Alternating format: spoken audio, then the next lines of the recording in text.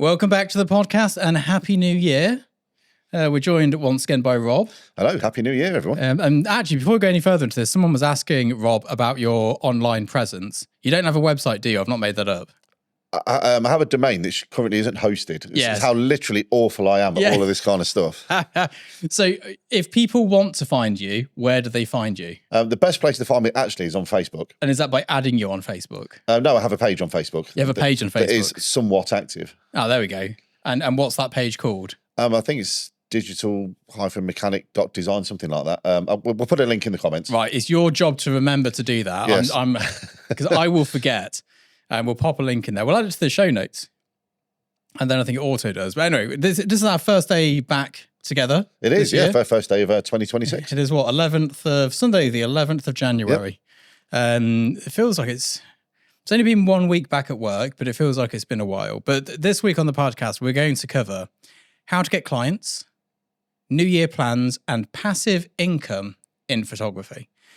That's all we're going to cover today. It's going to be a relatively short episode in that sense, I suppose, but very concise. Yeah, I remember you putting a kind of a question out, a poll, if you will, in the group chat on the Book of Face, as to whether people prefer like the hour-long formats or whether they prefer something shorter. And it seems to be split 50-50, to be honest. It does seem to be split 50-50. Some people hate an hour-long podcast. Some people, that's what they like about it. Personally, I mean, I listen to podcasts which are some of them are a couple of hours long, the ones I listen to. Some of them are 20 minutes long. I don't know. It's just... Yeah, I think, for me, certainly, when I'm listening to podcasts, it's generally something on in the background while I'm doing something else. So the less frequently I have to change the episode, the better for me.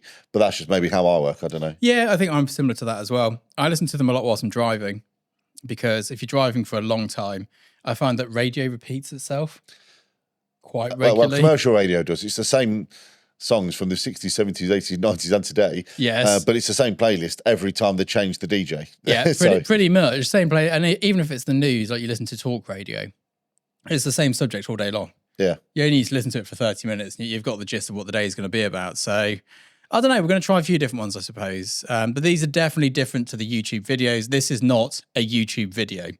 This is a podcast. Yes. It's a different thing. So I know some people get confused because it's on YouTube. They're like, why have you made an hour-long video talking about nothing? It's a podcast. Yeah, and it's actually, it was a surprise to me when we started doing this all those time ago, that the biggest platform for podcast is in fact YouTube. Yeah, I had no idea. So originally we weren't necessarily going to put it on YouTube. It was going to go on all the podcast platforms. Yeah. But all of the other podcast platforms combined give us the same views as just YouTube. Yeah. So if you're ever wondering why we don't prioritize as much the audio uploads, it's because, I don't know, say the podcast, the Apple Podcast app, for example, we get 100 views on it. Like, what's the point? We try and do it because I know that some people, that's how they prefer to listen to it, but you can listen to it on YouTube. And you were just talking about this morning, actually, YouTube Premium, and this is not sponsored or endorsed in any way. YouTube get a lot of money out of me and I don't get much back from them. You've just bought a YouTube Premium account, haven't you? Premium Lite. Premium Lite. What does that give you? So it's the same as YouTube Premium in that you get all your educational stuff, shall we say, 0 adverts. The only time you see adverts is if you're listening to music. Yeah. But other than that, it's the same as the premium one. It's like $7.99 a month, in pounds at least. I don't know what it translates to in dollars, but yeah, I think I've got the full YouTube. You do, yeah. Thing because I use the music app. That's where I listen to my music. But the reason I went for YouTube Premium is because pretty much every day, I'd say, I have to YouTube how to do something. That could be, why is my radiator doing this? How do I balance the central heating in the house? How do I don't know, change or this morning, how do you turn a DJI Mic 2 into stereo? Yeah, like rather than spending ages reading the instructions, you can find it. But if you've got to listen to all the adverts first, it's not an efficient way to do it. I think they've done that to they've made it so painful to be on the free platform now that you're going to have to sign up to something just to make it actually viable again. And I think a lot of people are just getting an ad blocker. It's not really the answer because if everyone gets an ad blocker, YouTube goes away. Yeah. And YouTube is useful. It is pretty darn useful. It's probably it is my favorite social media platform. Yeah. And I probably watch more YouTube than any television type streaming service. Yeah, I agree with that as well. It's definitely the main thing I watch. So I would recommend the premium version of YouTube. I think it's one of the best. I can't remember how much I pay a month. By all means, do try the premium light first, because that might be enough for you. Especially if the music's not for you. Yeah. It's just, I mean, I use the music in the car whilst I'm walking the dog, but it's definitely worth doing. And I'll just open up my YouTube stats for the last year just to give you context as to why I'm not sponsored by YouTube, or in any way does this benefit me. In a year, that's a lot on YouTube, I only made £8,481 for a year's worth of YouTube content. Yeah, and that's posted multiple times a week. There's 2 videos a week minimum. But again, it's in a very, shall we say, niche space. That should actually help with making more money. The more niche it is, the more money you get per milli. And that's for 2 million views, which was down from the previous year. But we shouldn't worry about that. So yeah, anyway, just thought I'd put that out there just so, because someone's going to be like, oh, you would say that. We get less money. That is interesting. I mean, so I remember back in the early days, I mean, one of my favourite channels was the slow-mo guys. Yeah. And for every million views, they got to buy a new Phantom. But this was before the adpocalypse. And that's $100,000 camera. So that's what you used to get. Yeah. And now, so you've gone from $100,000 to $8,000. I'm making... In fact, 4 if you put it per million. Yeah. I'm making less money now than I made when my channel had 12,000 subscribers. Yeah. And was getting 3,000 views a video. So... Because the rates are decreasing. They are decreasing. So, new year, we're both on a health kick, I believe. We were chatting about this earlier. I did a video on health and lifestyle in photography because I do think it is one of the biggest. It's the easiest, lowest hanging fruit to get better at anything is to live a healthier lifestyle. I think. It's the easiest. It's just like getting better at photography is pretty darn hard.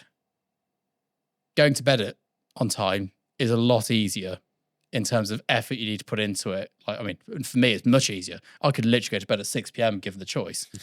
But yeah, so what are your plans this year, health-wise? What are you going for? Well, I mean, oh, God, blimey. So, I mean, you talk about, we start with where you just left off sleep. As you know, I've never conquered sleep. It's like been the one thing. I'm like a 4-hour-a-night man and have been for the better part of 2 decades now. And I know that needs to change. Yeah. You would hope, but, now I'm in my ripe old years, that I should be like snoozing like, Grandpa Simpson all the time, but that's not the case. But and again, in terms of like general well-being, I know I need to kind of get on that. So that's one of 3 goals I've set myself for this year. I have just signed up with a fitness coach. Yep. So I'm going to get absolutely beasty this year. I know that for a fact. So, I mean, I feel like I've been on a diet for 15 months now, give or take. I'm 3 stone down. It's good. And I know the next 3 is going to be much harder than the first.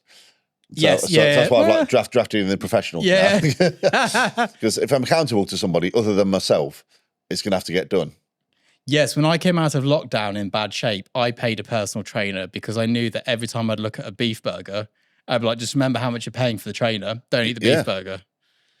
Yeah, I mean, it's a significant investment, but, there's nothing better to invest in than yourself and your own health and well-being. So, exactly. So there's that. And you will like this as well. The other goal I've set myself this year is actually learn to play a guitar. Oh, very good. Very good. I mean, they've been sat there for the better part of 15 years now, gathering dust. It's probably time to dust them off. It's about time that we actually got around to actually doing that. So that's kind of the 3 things I've set myself. That's good. That sounds like a good plan. And a lot of that will replace, the old going out and boozing thing. So yeah, I think, I don't know. I got bored of going out boozing, I think. But then I do miss it as well. I do miss the old parties. I don't know. I mean, thus far, I know we're only on the 11th of the month, but so far I am dry January. Well, there we go. January, so I'm not. that may go to pot some point between now and the end of the month, but currently that's kind of where we're at. So that's a good spot. That sounds like a good plan. I like New Year's resolutions. My girlfriend doesn't. She doesn't do them. She just carries on as always. But I think it's a good reset time. Yeah, I mean, especially like for myself, as you know, I don't really have holidays. Yeah. And my time off, much like yourself, tends to be at the end of the year, like sort of over the sort of Christmas period. That tends to be my summer holiday where I take like a good week or so and just do nothing. It's like, And it's just kind of restock and refocus. And people say, why do it January 1st? You could, do a new resolution, change anything any time of the year, and you can. But it's kind of having just had a bit of time off to kind of, put all your ducks in a row and see where you're at, and then say, right, this is what I want to do this year. And and again, I've taken that positive action by spending a lot of monies on a personal trainer and fitness coach. So that's now I've got to do it. Yeah, I've kind of mugged myself off into having to now do the thing. Yeah. Yeah, I think it's a good thing. I like that as well. I took a good chunk off this year as well. I think I took 3 weeks off, which is I've not done that since starting photography. Taking 3 weeks off, I don't think. I can't remember the time I've taken. No, I mean, last year was a full-on year. I think it's fair to say. Brutal, but we're back into full swing. We've already got shoots booked in. Which is good. It's a good year, and we're only talking about the business side of it in this podcast today.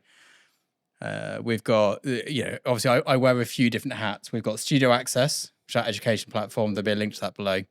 We've got new content coming out for that. We've got new content we're filming. We're doing, and contrary to popular belief, I was looking at it the other day. There's more stuff on there for portrait photography than there was for still life. Much more. But the focus going forward for the next couple of months is still life stuff. We've got an extra 10 portrait videos still to come out. And then, still life stuff will come in between that. Got some business stuff, got some behind the scenes on real shoots coming up on there as well. And it's staying this year at £20 a month because thankfully, because a lot of our customers are based in the States, we don't have to VAT register that company because money from abroad doesn't count towards the VAT limit. Right. So no 20% rise, which is good. Thank you to my accountant for pointing that very obvious thing out to me, which I didn't realise. That's all good. So that's running along. We've got, I think the first shoots of that are in the last week of January. I've got some stylists coming down. We're going to see, I've also got a legal person coming in for some episodes on it, who's going to help us with British and American law, because obviously we shoot predominantly for American clients. And then, so last year, 2 of my clients were Europe Irish, so Dublin side, not Belfast. Yep. And every other client was from America. The year before that, every client was from America. I've not shot for a British England client in 3 years. Thank you, Boris. Nice one, mate. So that's great. So we've got someone coming in to help us with that, because obviously we have to deal with the American side of law as well as the British side in our business, because we're dealing with American clients. My God, do they make things complicated? Like a level of complication that we just don't even entertain.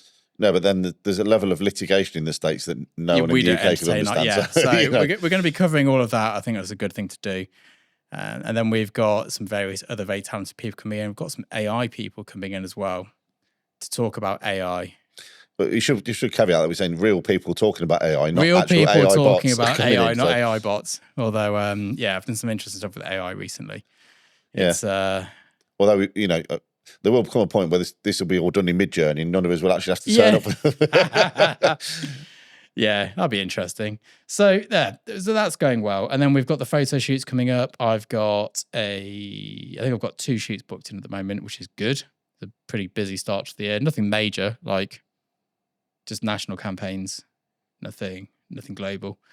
So that's nice. We'll tick on with that, I suppose. And then as an agent, we've just signed 2 new photographers over at Agent at Large. We've got our first production of the year there going on at the moment. So nice. We're getting ready for that. So stills and moving image with an ongoing client. That's keeping us busy. And then tomorrow I'm off to Mayfair tomorrow. Fancy. I normally go to Soho, but we're off to Mayfair tomorrow. We're going to go and do some fancy lunches and Was meetings. that the most expensive slot on a Monopoly board? It's either Mayfair. What was the other blue one on Monopoly? Was it Park Lane? Park Lane. I think Mayfair might be the most expensive. I think Mayfair is the most expensive one. Correct me if I'm wrong, but yeah. I'm pretty sure it's been a hot minute since I played Monopoly. Yeah, we tend not to play Monopoly. It ends in arguments. It's at home. It's and it takes ages. It's not a quick game. Long.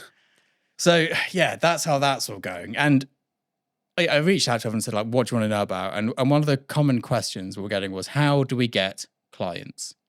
And I think what's interesting between Rob and I is that we both get clients in entirely different ways. So Rob, for your work, your video work, let's split. There's two things you do, I suppose. Really, there's the musicians. Yep. And then there's the more like short films. Yes. Tackle the musicians first, doing like, it's almost like a show reel for a musician you often do, isn't it? Yeah, for sort of function bands. Yeah. Because it's kind of it definitely at the point where just being a good function band isn't enough. You need something to show to promoters to book you. I say we did one just before Christmas where the band's goal specifically was to get themselves booked on a 6-month residency on a cruise ship for this year. And the only way they can do that is by having a highlight reel that they can show to the promoters. So, well, this is what the kind of stuff that we can do, to show diversity in how they look and how they perform on stage and how they sound and all the rest of it. So, yeah, very much that's the case with those kind of guys. And that's more of a thing now. I mean, as you know, gigs very much are on the decline, unfortunately, for musicians in general. So it's kind of, it's the ones that seem to be investing in themselves are the ones that tend to be doing better in terms of finding gigs and what have you, because they've got something they can tangibly show to a promoter. Yes, yeah, it's definitely, it's not as easy as it once was, and it never has been. No, it's never been easy. It's constantly getting harder and harder. It's particularly difficult now. So how do you make sure that these people who want one of these know who you are and book you? A lot of it tends to be sort of word of mouth, but then there's also the advertising side of things. I mean, as much as it's questionable moral platform, Mr. Facebook. What Facebook do very well, because this is how they make money, is if you do pay for targeted adverts, they're very efficient at it because they want you to have a return on your investment, so you'll continue to advertise with them. So that actually does work, kind of well. You kind of put an offer that's not actually technically an offer, it's what you normally offer, but you dress it up as an offer. And then the next thing, you got people, I like the idea of that, and so on. And then again, and musicians tend to be a very quite close-knit community. So if you do a decent job for somebody, they'll say, that's a nice reel. Who did that for you? Oh, this guy did. Yes. Yeah, there's definitely like a snowball effect, isn't there? Yeah. So getting your first job's quite difficult. Yeah. And when you kind of, sort of get the ball rolling, and I say we've done, did one on Wednesday actually already. So the year's kind of already kicked. A boy band of all things. Oh, I've not heard of a boy band in years. Oh, there was a lot of white linen. I bet. They're all going to pop the stalls at the same time for a little key change. No, yeah. Honestly, it's like, I mean, it was hard not to join in behind the camera. Honestly, I still remember half those dance moves, but again, that's kind of good that's kind of started the year off. But definitely.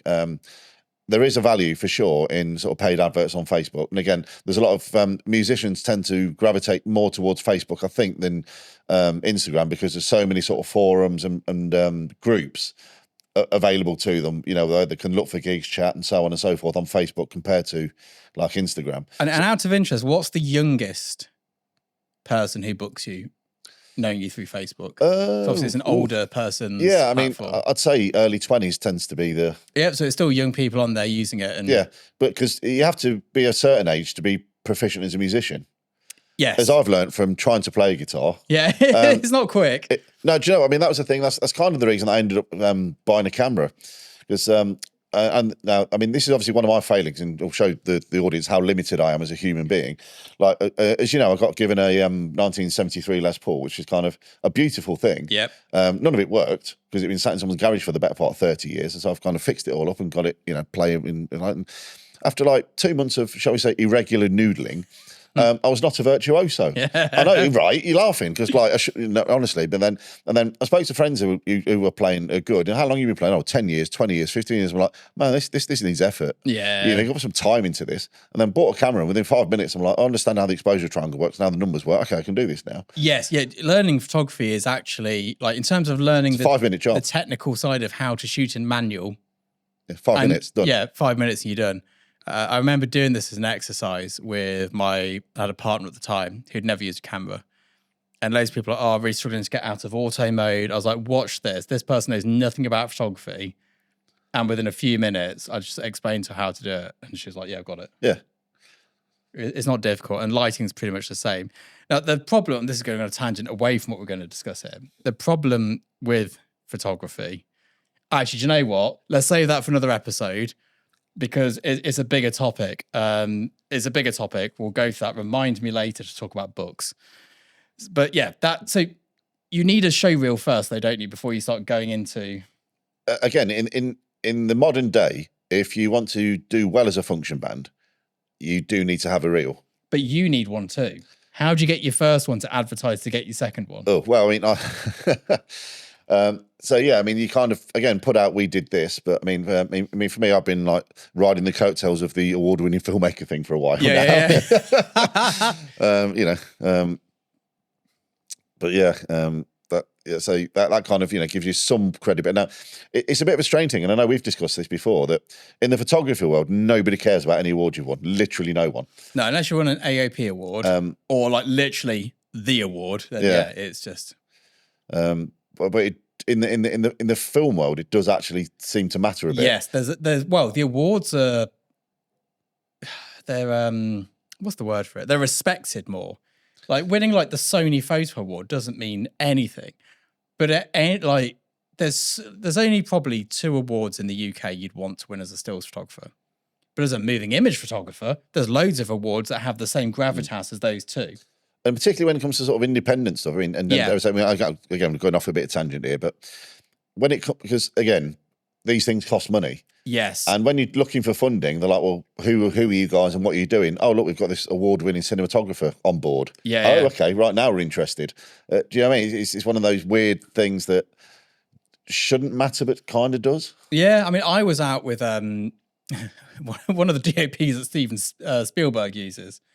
And I was like, what award? And he went through the list of awards he's got.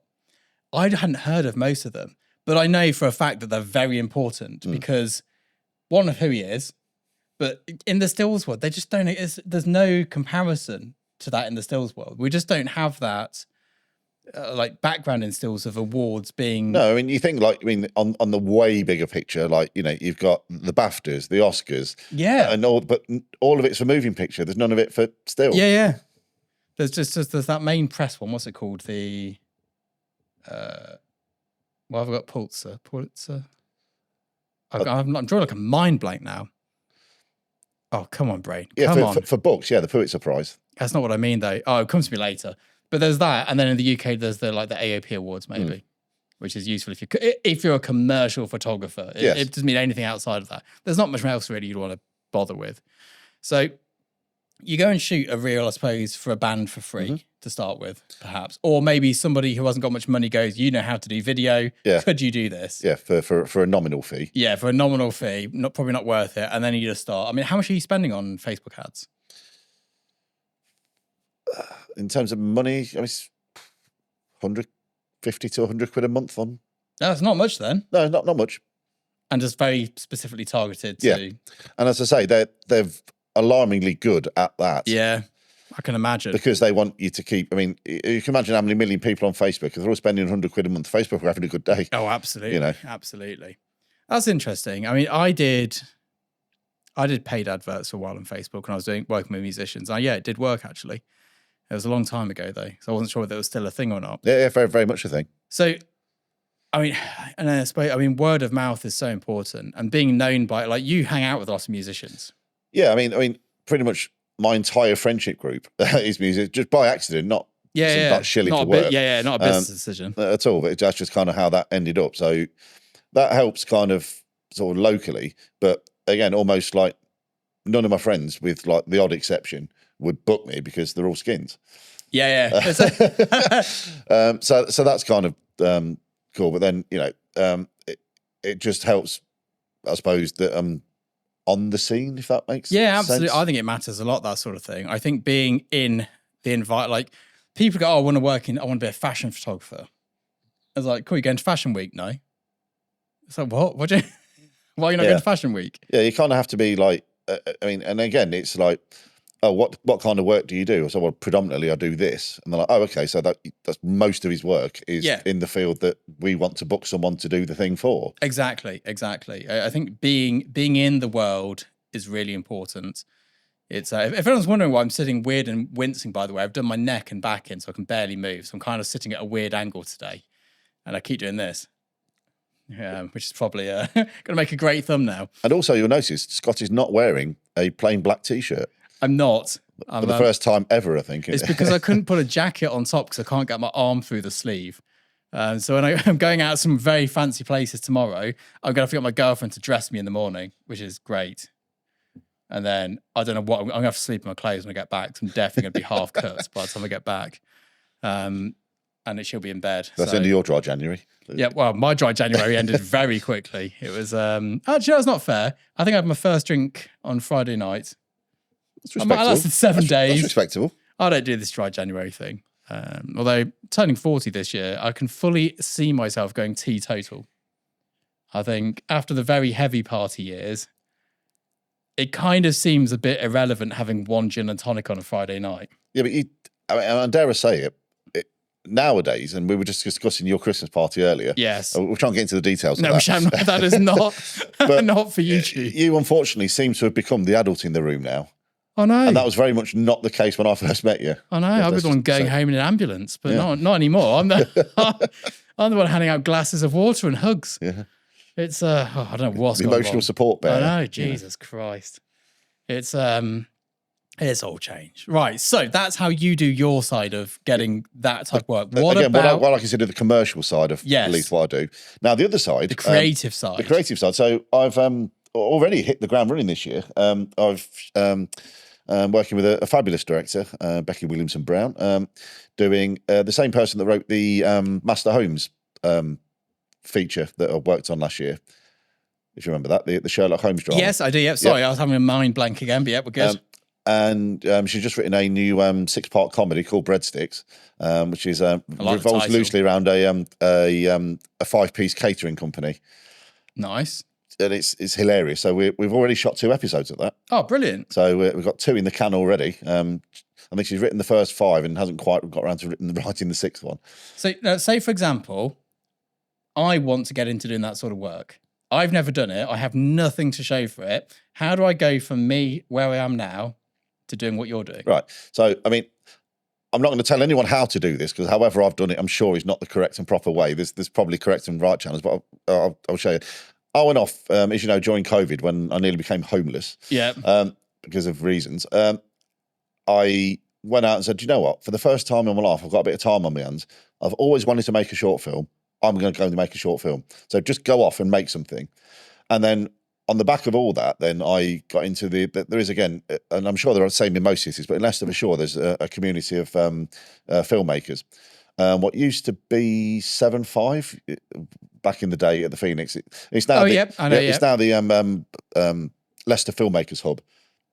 And they have a monthly social, and you've got everybody from writers, actors, directors, sound guy, you name it. There's a smorgasbord of people who are industry. You know, some of them full-time professionals, some of them amateurs, hobbyists, but it's a collective. So networking definitely helps. And on the back of that, I've got to work with people like Nikki Kaur, who's very respected filmmaker from Birmingham, and so I've drafted in his DOP on a couple of her projects and stuff. So just having something that you've made is the first thing, and you always stress the value of personal work, and so this is very much the same sort of thing here. Make something and understand what. And you'll only understand actually from making your own stuff what you do and do not want to do. Yes. Like I know for a fact I do not want to be a director anymore, having had to direct a couple of projects. I also know the worst job in the history of this industry is a producer, but somebody's got to do it. Now, you have to wear them shoes when you're making your own stuff, but know that, you dialed it down to, like, yes, the thing I'm most competent at and happiest doing is being a DOP. So that's kind of where I've kind of niched down to that. But that you need to have something to show people that's what you are and what you want to do, and then have that as your flag waving advert. Yes, and then get out and network. And networking at least in the independent film world is quite a thing. Like I remember, I worked on a film last year called Dead Bar, if you remember the neurodivergent leaning one, which is now seeing the light today. Actually, looks absolutely brilliant. But I got drafted into that. On a night at the Phoenix, they do like a first time filmmaker showcase sort of thing. So it's short films, stuff that's they give people who wouldn't normally have the opportunity to see their products on the big screen done. And I had one of my films shown there, and the guys behind Dead Bar were like, "That looks good. Who did that? We want that visual. Let's go and find that guy, because I like that look." And then they tracked me down and said, like, "Yeah, do you want to get involved in this?" I'm like, "Yeah, boy, let's go." So again, get out there, get yourself shown, and make something. Yeah, and I think what's interesting is, so I'm now going to go through how I do it, and I'm going to point out the similarities and differences, because there's a lot of things that we do that are exactly the same, and there's a lot of things that are completely different. So in everything that I do, like you've just mentioned, the most important thing to do is have a body of work that you're happy with, that you like doing, and that is your calling card. It's your, like you say, the flag you wave. So I've got that. And I went and shot mine during lockdown, like you did with yours. So I was a portrait photographer for years. I was a portrait photographer for longer than I've done what I currently do. Yeah, I'd agree with that. Considerably longer, actually. Yeah. So, I mean, I've been in this studio now for a decade. And for the first 4 years, I was a portrait-only photographer. And before that, I had another studio. And before that, I worked without a studio. So I've done that, so I shot that body of work. I went away, I shot it over the course of probably, 5 days? It doesn't take years to shoot a body of work. You just got to crack on. I mean, you can. You can, but like, just do something. So I shot my body of work. Now, I'd already got an agent. I was with Graham at the time. Yep.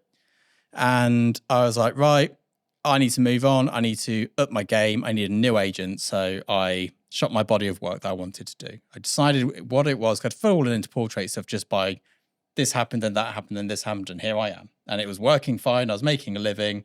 I wasn't skint, I wasn't loaded. It was just fine, like quite content. But I wanted to do something else. So I did that. I went shopping for agents, went to meet every agent in London. And this is, again, networking.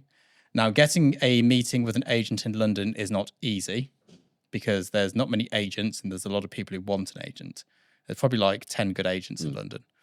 So I led by going, this is how much money I make, because I know they want to make money. So I was like, I make this much money per year. This is the campaigns I've shot already. What can we do? Now, to get my first agent, that happened as well by talking about money. And Graham was like, where's this work? So I shot some of his talent.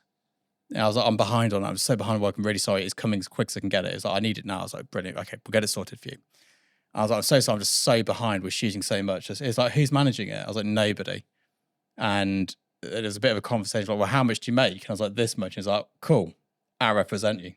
And then he took away all that effort and then dealt with all of that for me and also charged a lot more money for me. But again, that was years and years of networking to end up shooting people that he knew. And it's like this person, and it is all about who you know.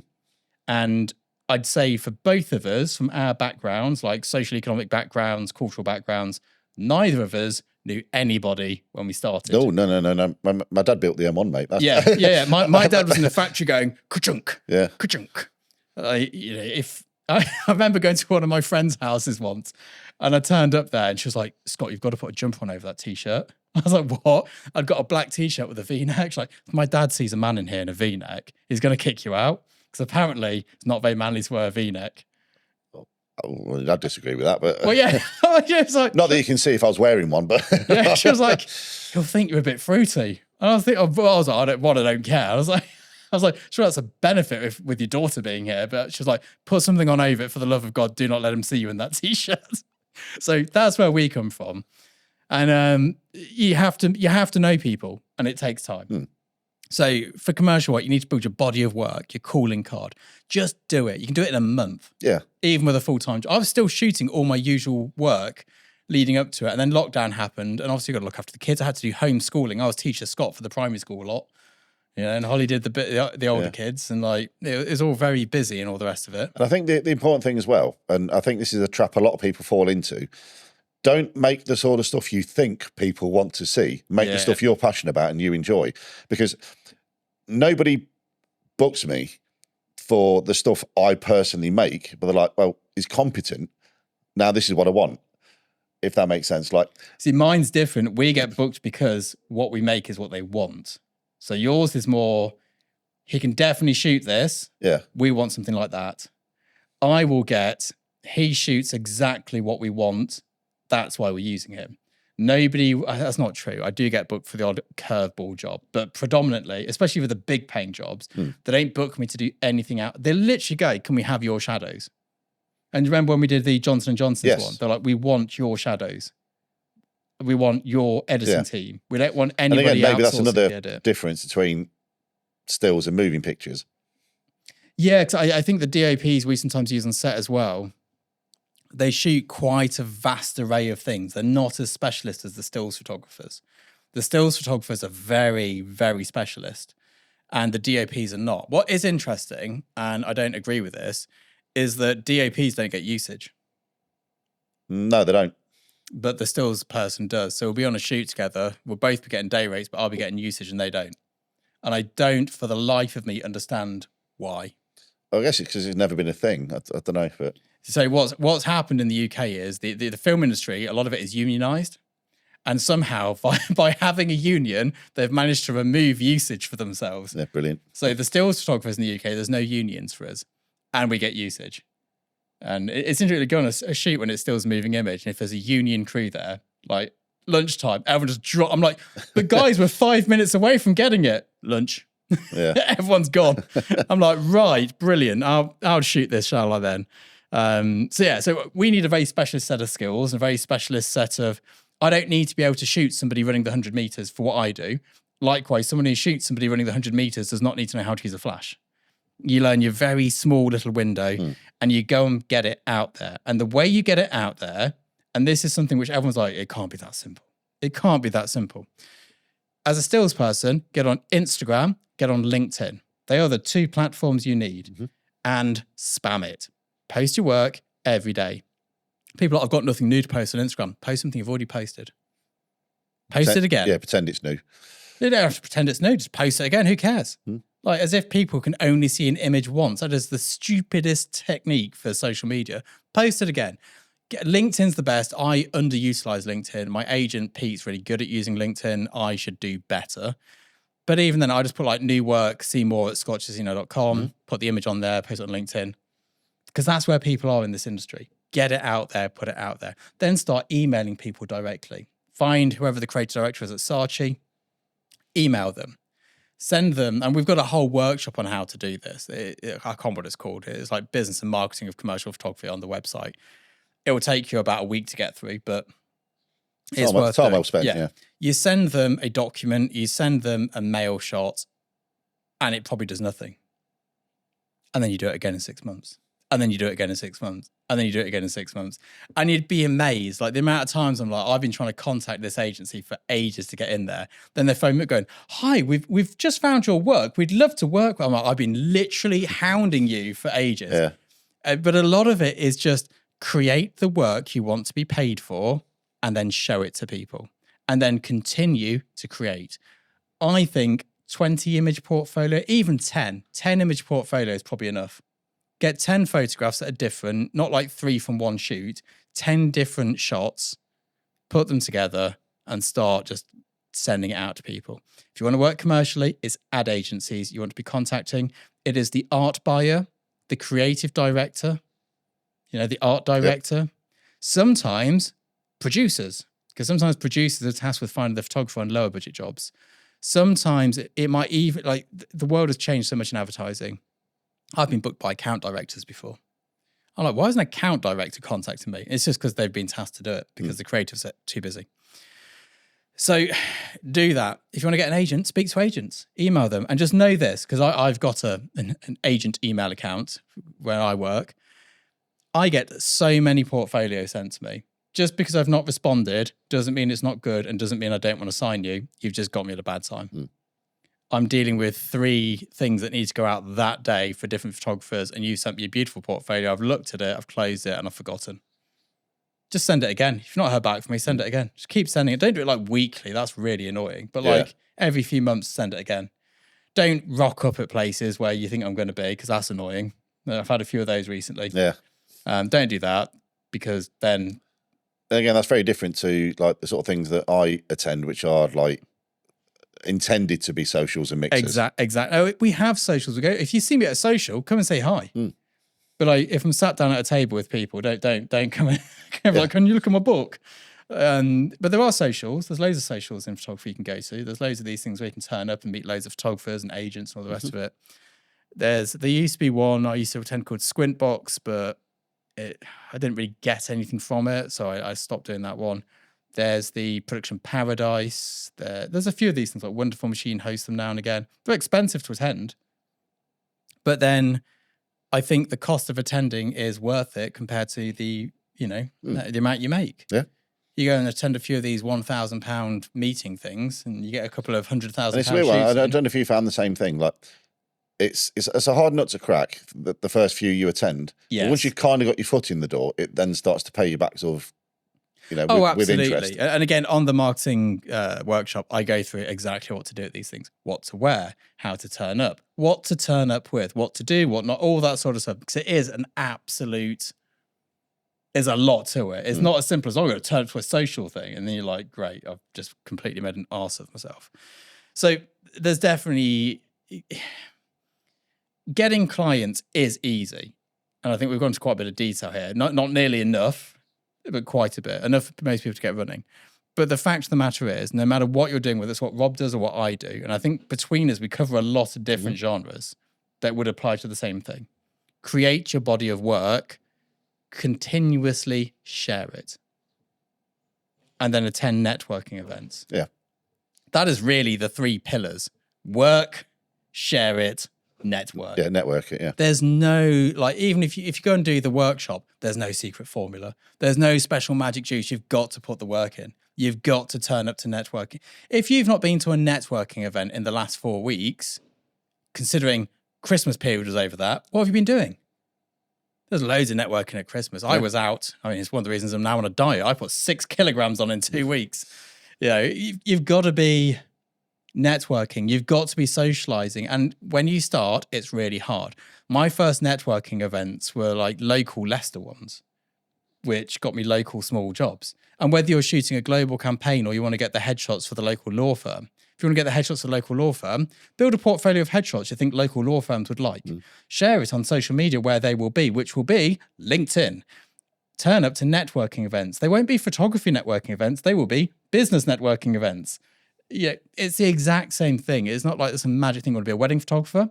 Where do people go for what? Pinterest is probably quite good for wedding photographers, for mood boards. Yep. Make sure you're posting to Pinterest. Make sure you're going to wedding fairs to network. Make sure you're meeting up with wedding vendors who can pass on the work. All these and it's a snowball effect. When I started in commercial photography, nobody knew who I was. Whereas now, if I turn up to an agency, I'm pretty sure most agencies, somebody will know who I am. Not everybody, of course, but it's rare that I turn up and someone's not seen my work before. Yeah. I think it's probably I think when I went to Lucky Generals, no one there knew who I was, which begs the question, how did I get the meeting? But I turned up there and literally no one had seen my work before. And they're like, oh, we've got an account that'll be great for this. And I was thinking, I've been emailing you guys for years.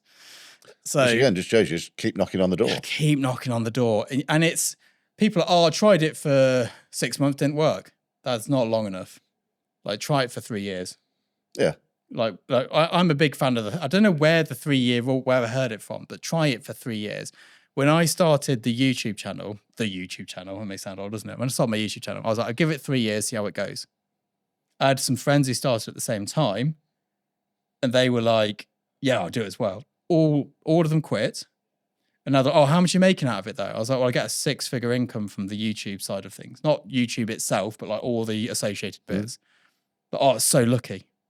I was like, no, I did the 3 years. You stuck at it. That's the thing. Like year 1, it cost me money. Year 2, it cost me money. Year 3, I made a tiny bit and then it built from there. And it's the same in photography. I had friends who started when I did. They all quit. And they're like, oh, you just got lucky. I was like, no, I did it for nearly 2 decades to get lucky. Yeah. But it's not a quick thing. It's not luck at that point, is it? It's persistence. Yeah. I mean, some people do get lucky. I've got people I know who have gone into photography and literally 2 years after getting a camera shooting global campaigns. Bit of luck, a lot of talent, a lot of hard work, a lot of not wasting time like I did, doing the wrong things and following the wrong advice. But it's all in there. Now, I'm conscious of time, so we said we'd keep this short, and we've absolutely failed to do that. We've got 45 minutes on the clock. passive income in photography. Do you have any passive income from photography? No. No, me neither. I keep seeing videos that are doing really well in photography about passive income. Now, I have some things which maybe some people would class as passive income. So I get relicense of work. So every autumn, somebody relicenses one of my images for a sum of money. It's not really passive because I did do the work originally. It's probably evergreen content, I'd class it as. You could say that, not in my photography world, but in the YouTube world, my videos, once I put them out there, are passive income. Like, I think every month I make £500 from YouTube AdSense without doing anything, having taken 2 months off YouTube. Just from new views and new people finding the channel and what have you. So, So there's that. But I did have to put in a lot of work first. So definitely not worth it. It's not I wouldn't recommend 3 years of hard graft to make £500 a month passive income. You could say that Studio Access gets a monthly subscription as passive income, but I have to create work for that. That's it's not passive. That's very much active income. That's very much active income. So. You could say that once I've made a workshop, each time it sells, that's passive income. But I had to make the workshop. But you had to make it in the first place, yeah. They're very in-depth, the workshops. There's a lot of filming in those. Very in-depth. There's no free meals in this industry. No. Like, some people, you could set up a shop and have it sell prints. I tried setting up a shop. It was such a pain in the ass. I was like, it's not worth the effort. There is no passive income in photography. And anything you're trying to do to make passive income isn't worth your time. Just go and do some hard work. Yeah, just go for actual income. Just go for income. The best way to become wealthier is to increase your income. There's not much else you can do around it. There's no secret formula. There's no special juice you can do. There's no... all these people can make passive income by buying loads of properties and doing. We know a chap who is into that world. Has he ever made any money doing anything? No. Because you're lazy. Yeah, they're always trying to find the lazy, easy money option. There was so many business ideas. Every single one involved them doing no work. Yeah. So that was the common thread that went through all of it. It's like, what could I do? Well, I don't have to do anything, but I make money. Well, nothing. Exactly. Now, if I want to make more money through YouTube, I have to work harder. Yeah. If I want to make more money as a photographer, I have to work harder. If I want my education platform to make more money, I have to work harder. There are no free meals. There's nothing you can do to make free money. There's no passive income. There's things you can do to stabilize your income. Mm-hmm. YouTube's one of them. That gives me a guaranteed £500 a month, which is not nothing. No, that's a chunk. Having a subscription model means I get a relatively fixed monthly income from Studio Access. But then that's backed up with you have to continue to create content for it to keep people subscribed. But unlike photography, I choose when that happens. Yes. I go, this week on Wednesday, we're filming Studio Access. Get Paul in, get you in, whoever it is, let's go and film it. So that gives me the option to have that control. Mm-hmm. Making the workshops, that is, again, I put the work in and I can pretty much guarantee what I'll get from a new workshop. I know from past performance. Based on past performance, So I can go, right, I need to find a topic. There is a new workshop coming out this year on a topic we haven't done before. So that will go out and that will then feed that. Because not everyone wants a subscription service. So at first I was going to get rid of the one-off workshops and just go subscription. Mm. But a lot of people are, I don't want a subscription. I just want to buy a workshop, own the workshop. I was like, cool, we'll do both. Yeah, so you're dual wielding. Yeah. Now, photography, on the other hand, is very difficult. I can't, in my world, go, I'm going to get a photo shoot this month. Now, I've got 2 lined up this year, but it's very difficult for me to go, I'll work harder at this and get more bookings. It doesn't work like that in my particular area. When I was a headshot photographer, I could absolutely have a bit more of I'll do this and get that, I'll do this and get that. Commercially, some years we market really hard and it doesn't pay off until a year and a half later. Well, I mean, look at last year. You did nothing for the first 6 months. Absolutely not. We did one shoot in the first 4 months. Then we had a couple of jobs in month 5 and 6. And then from 6 till 12. Non-stop. It was heinous. It was, which is why I didn't mind taking a break. So passive income just isn't a thing. Evergreen content can help. Having things where you understand work into money out is useful, but diversification of income streams is really important. And I think one thing I might do this year, because Matt has told me he is leaving the other side of the warehouse because he has to for reasons. I might make a rental studio because I think I can offer something here that no one else can. It'll be fully kitted out with Broncolor kit. There'll be technical cameras available, like high resolution technical cameras. I think it'll be a good offering. Yeah. You can come and shoot on kit that I shoot on. Not my kit, but I've got enough. After having said I'm not buying any kit this year, bought 2 more Broncolor packs. But I've got 2 Broncolor packs and probably 4 spare heads that can go next door and rent it out. What do you reckon I could rent it out as per day? I mean, again, it's difficult to compare because Leicester's quite barren in terms of decent rental studios. I mean, the average in Leicester's about $250 a day. Yeah. But what about if it's kitted with?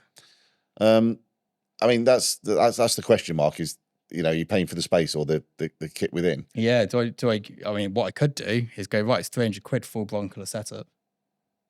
Which, plus technical camera. Yeah, it's worth because the most you're going to get, I mean, I could say that the best available probably is like Pixar Pro, which is just rebranded Godox. Yeah. Again, nothing wrong with Godox before everyone starts hating in the comments.